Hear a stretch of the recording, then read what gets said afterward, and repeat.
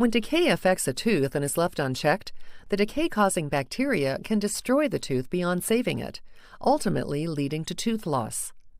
The socket, when healing, will result in a loss of bone at the side and around the nearby teeth.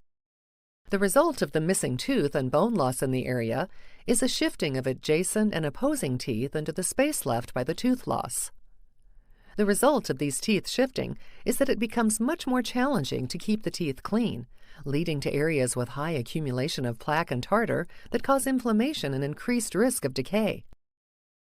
The shifting position of the teeth may also result in a change of the bite, which over time may lead to 1. Poor function and grinding, 2. Changing of the position of the teeth due to the imbalanced forces, 3. Fracture of the enamel of the teeth along the gum line, also known as abfractions, 4. Excessive wear on the teeth, 5. An overall imbalance in the muscles of chewing and signs of popping, clicking, or pain from the temporomandibular joint, also known as TMJ.